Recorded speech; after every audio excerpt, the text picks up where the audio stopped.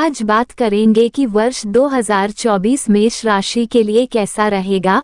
आज हम पूरी डिटेल में सभी टॉपिक्स की चर्चा करेंगे, जैसे कि आपकी सेहत कैसी रहेगी, आपका करियर, आपकी पढ़ाई, आपका वैवाहिक जीवन और आपको इस वर्ष क्या उपाय करने चाहिए। जब जनवरी शुरू होगा तो मेष राशि से नवग्रह की स्थिति इस प्रकार होगी। आपकी राशि पर देवगुरु बृहस्पति विराजमान है, छठे भाव में केतु देव हैं, 12 में बाघ में राहु देव हैं, अष्टम भाव में शुक्र देव हैं, नवम भाव में सूर्य के साथ मंगल देव हैं और 11वें भाव में हैं शनि देव। चलिए सबसे पहले हम बात करते हैं राहु देव की। राहु देव आपके 12वें भाव में विराजमान है और जब राहु देव यहाँ बैठ जाएंगे तो केतु देव छठे भाव में आ जाएंगे। ये साल ऐसा रहेगा आपके लिए कि आपकी विदेश के साथ कनेक्टिविटी बढ़ सकती है। अब अगर आपका विदेश से कोई भी कनेक्शन नहीं है तो आप फॉरेन ट्रैवलिंग के लिए जा सकते हैं। हो सकता है कि आप घूमने फिरने के लिए फॉरेन ट्रिप पर जाएं, या इस साल आप किसी लॉन्ग ट्रैवल पर जा सकते हैं। स्पेशली मार्च से लेकर सितंबर के बीच आपके फॉरेन ट्रैवल के चांसेस हैं। राहु देव जब पूरा साल आपके 12वें भाव में रहेंगे तो इसका मतलब ये भी है कि राहु देव पैसों की बचत करवाएंगे। शुभ ग्रह जब 12वें भाव में बैठते हैं तो खर्च करवाते हैं, और जब पापी ग्रह 12वें भाव में बैठते हैं हमारे एक्सपेंसेस को कंट्रोल करते हैं और हमें थोड़ा कंजूस बना देते हैं।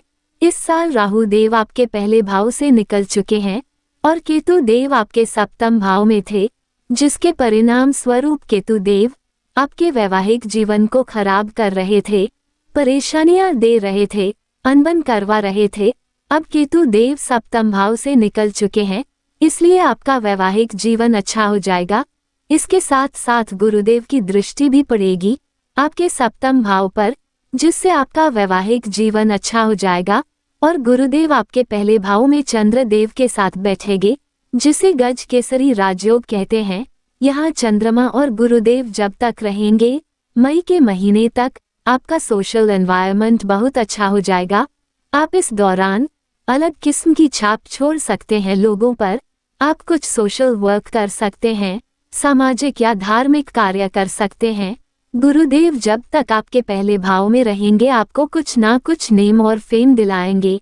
यहाँ से दृष्टि पंचम भाव पर रखेंगे, जिससे संतान पक्ष को लेकर भी अति सर्वश्रेष्ठ फल प्राप्त होंगे, क्योंकि गुरुदेव को संतान का कारण भी कहा जाता है। ऊपर से शनि देव और गुरुदेव दोनों की दृष्टि पंचम भाव पर पड़ रही है, जिसके परिणाम स्वरूप फैमिली प्लानिंग सक्सेसफुल हो सकती है। और उसके बाद मई के महीने से गुरुदेव आपके दूसरे भाव में गोचर करें। पूरा साल इस समय आपके दांतों से रिलेटेड तकलीफ, एलर्जी या स्किन से रिलेटेड कोई भी परेशानी यदि आपको चल रही थी तो गुरुदेव उसे दूर कर देंगे। और गुरुदेव दूसरे भाव में आने के बाद आपकी कम्युनिकेशन और वे ऑफ टॉकिंग को बहुत अच्छा कर देंगे। इन सब के अलावा गुरुदेव की दृष्टि आपके छठे और अष्टम भाव पर भी पड़ रही है, जिसके परिणाम स्वरूप आपके शत्रु और दुश्मन बढ़ जाएंगे और आपको अपने लिवर और डाइजेशन का थोड़ा ध्यान रखना होगा। इस समय आपके ऋण बढ़ सकते हैं, आप कोई कर्ज ले सकते हैं या आपके शत्रु बढ़ सकते हैं, इसका आपको ध्यान रखना होगा।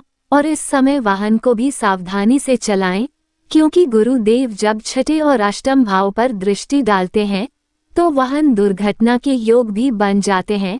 लेकिन इन सब के अलावा गुरुदेव की दृष्टि आपके दशम भाव पर भी पड़ेगी। जो लोग मैनेजमेंट से रिलेटेड या कंप्यूटर से रिलेटेड या टीचिंग का काम करते हैं तो मई के बाद कोई बहुत अच्छा परिवर्तन आएगा। आपके कार्य क्षेत्र में प्रमोशन हो सकती है या आप नौकरी बदल सकते हैं और सक्सेसफुल हो सकते हैं। अब बात करते हैं शनि देव की। ना तो शनि देव की 7.5 चल रही है और न ही धैया, इसलिए डरने की कोई बात नहीं है। शनि देव 11वें भाव में रहेंगे आपका पूरा साल और जुलाई 2024 में वक्री हो जाएंगे।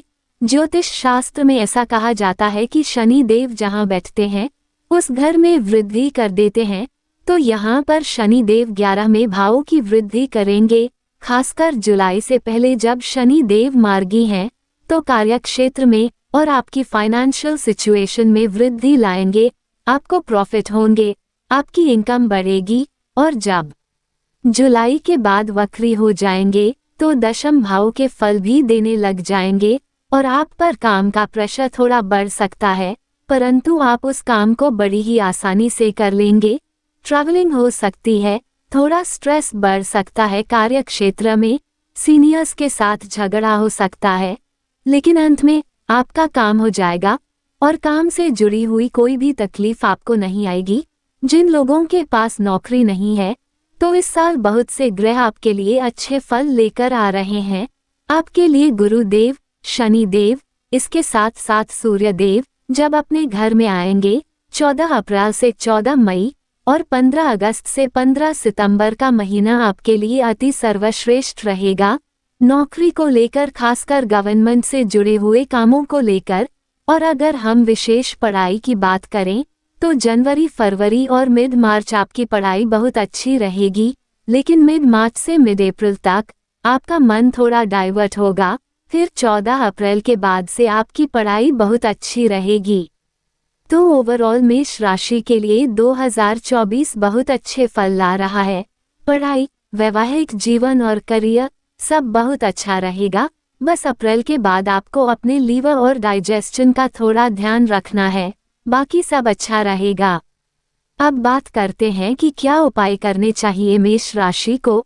आपकी राशि के स्वामी बनते हैं मंगल देव, इसलिए मंगल देव के बीच मंत्र का प्रतिदिन 108 बार पाठ करिए।